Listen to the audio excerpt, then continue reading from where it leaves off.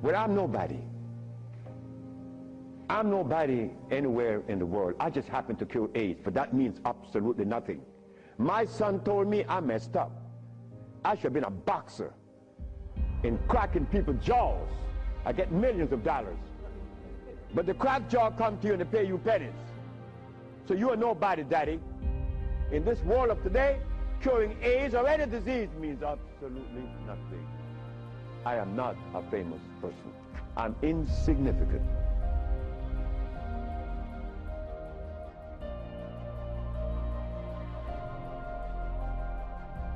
Well, as I journeyed through life, I became a merchant seaman, I became an engineer. Then I began to delve into the earth because I was sick. And lo and behold, one day a blind man was seeing. A little child no longer had sickle cell anemia. Another one had AIDS, no longer have AIDS. They say, you're crazy. Why? You will go out to earth. I say, I'm going to cure every disease in the world. You ain't cure anything. Shut up. I said, okay. I quit my job and I'm curing the diseases. Now what? I came to you. After I had cured 5 AIDS patients, 10 diabetics, about 15 sickle cell, about 4 blind, I decided to go brave on this stuff. I put it in the Amsterdam News, the Village Voice, and the New York Post. AIDS has been cured. When the Attorney General saw that, he sent to tell me to remove the ad. Sir, why should I remove the ad? He said, because I said so. I said, oh boy, we have a little problem. I said, well, the ad stayed in the paper. I went to my office. February 9th, it's a Monday night. I got a call on 8 o'clock, right around this time. I see you haven't removed the ad. I say, I have a sneaky feeling that you're going to tell me where I should remove it. He said, I'll see you in hell. The next day, I was arrested. Practicing medicine without a license. Selling products that are approved by the FDA. And claiming to cure AIDS and other diseases, which is a fraudulent claim. When the police came, I asked them, why do you have your gun drawn? You are in a health place, the Usha Research Institute. So they put me in the car and took me to the precinct.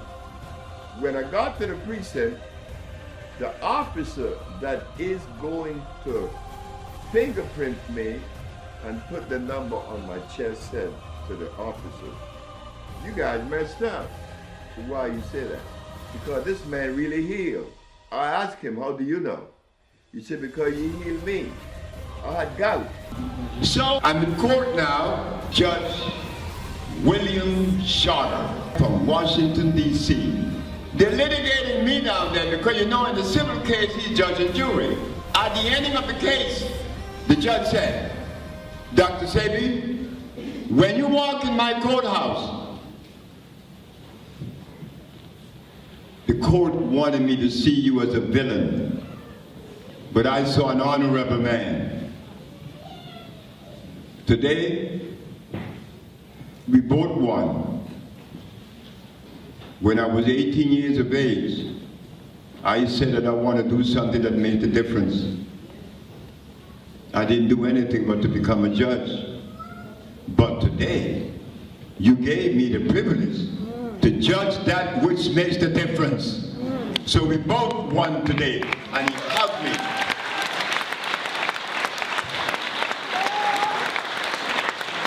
He said, now, you got to go across town to the criminal side.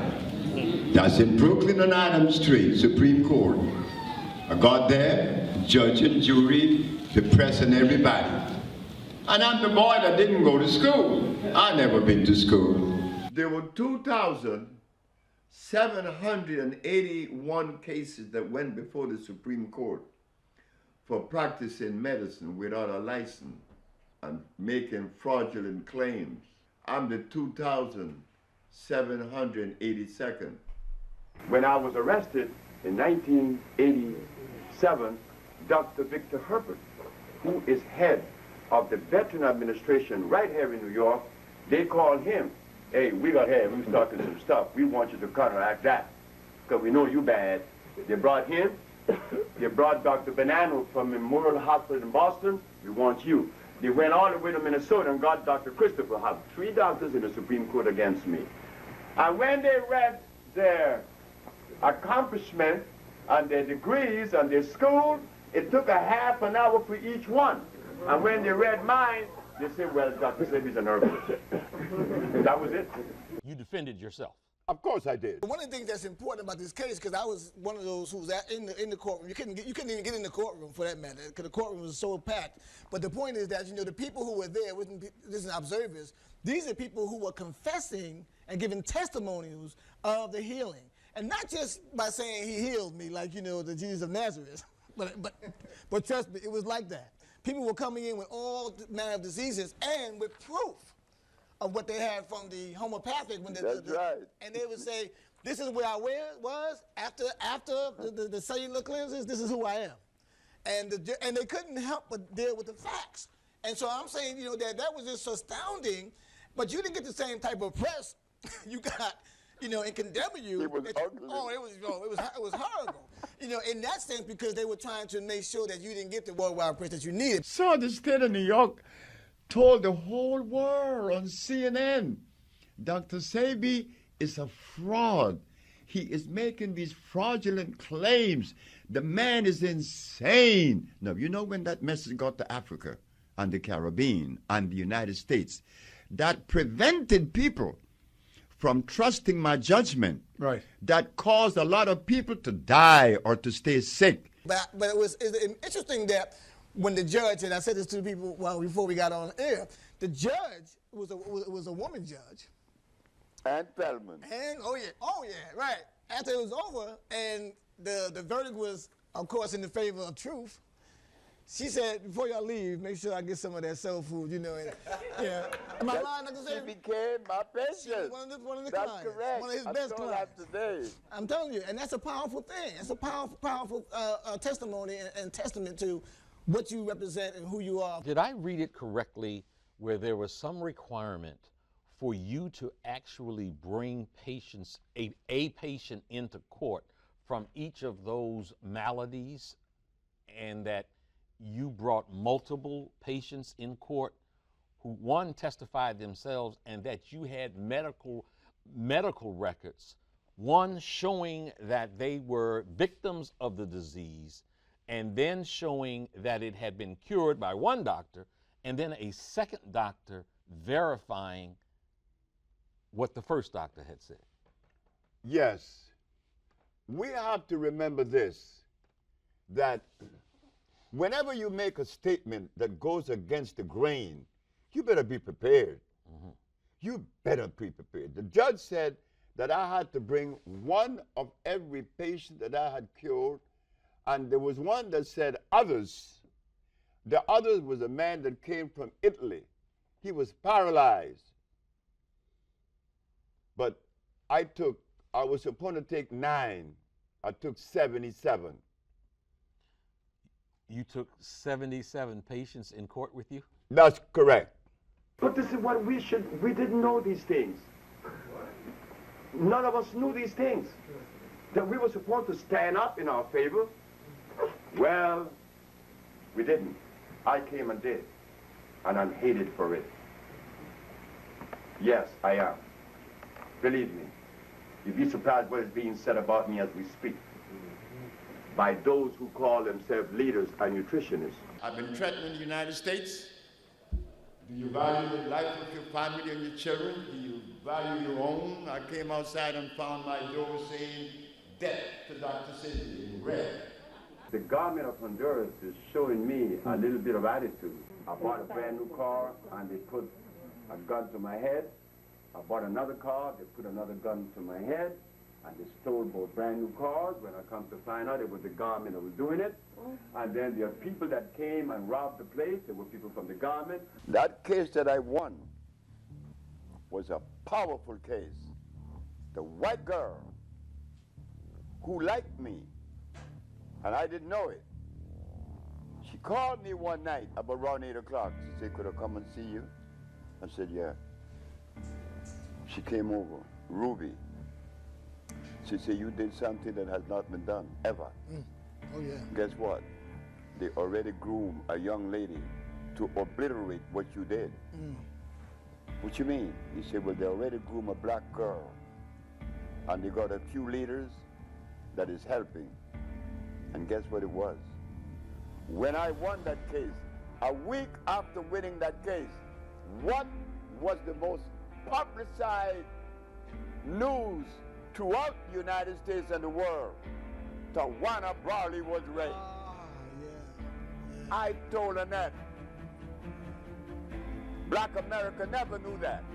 Tawana Brawley was never raped. But they smothered Dr. Sebi case. We are the little people. And I'm proud to be the little people. Because as the little people, I recognize that we all are the same boat. We are the same. I'm not better than you. But the minute that I take the position I'm better than you, I'm in trouble. We don't want to do that anymore. Our leaders have betrayed us. Every one of them have betrayed us. I could say it openly because I have proof. Nobody could tell me something else because I've been here in this business for 32 years. And for the last 15 years, I've been curing AIDS and they know about it. Why haven't they done something about it? I won the case. I proved that I cure AIDS. But he won because he knows that you would never believe it. When I won the case, the night that I went to get the verdict, there was no black people there. Dr. Sebi, you mind if I ask a question? I said, no. Where are the black newspapers? Tonight you have set a precedent. This is the first time in the United States government or the country in which someone stood up against the American Medical Association and went. Where are the black newspapers? I said, I don't know. Where are the black leaders? I don't know. I went to Saigon. I went to Jesse Jackson. I went to Al Sharpton. I went to Maddox. I went to Mason. I went to Ben Jokanen. None of them have. They're supposed to see you dead. Woo. I'm going to travel across the continent because I said they have abandoned me in America. I went to Africa. I went to Sierra Leone. They looked at me like I was stupid.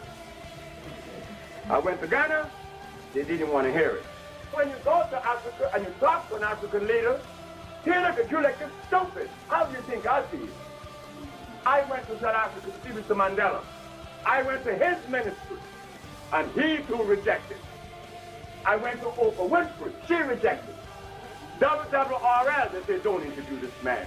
WNIB, they called him and said, don't you interview this man. So who do I turn to? Michael Jackson made a mistake and took me to the White House for what? I don't know. Because I know that the people that were there weren't going to help me. That I knew. So while I'm in Washington, Mr. Jackson, Michael went to the mic and told the 17 African ambassadors, I have a present for you. I didn't know what the present was going to be until a month ago. Who was present? 17 African ambassadors, Sheila Jackson Lee from Texas, John Conyers from Michigan, and Leonard Mohammed from the Nation of Islam, and Mr. Jesse Jackson Jr. from the House of Appropriation. Mr. Bush had appropriated $5 billion to fight AIDS. Mr. Jesse Jackson was a member of that house. And I showed him proof. Here is the proof. Right in this book, you have diagnostic sheets that people was cured of AIDS. Why didn't he tell us? Why didn't he tell you? Why did his dad didn't tell you? Well, that convinced me that I was in the wrong time, in the wrong place. So when I left Washington, D.C., the Rayburn Building, Capitol Hill with Michael Jackson, I went to Mr. Jesse Jackson Jr. I said, sir, are you going to tell the black people of the world that there was a cure for AIDS? I doubt it. And I walked away. Did he tell you? No! He didn't. You didn't hear me. I cure AIDS.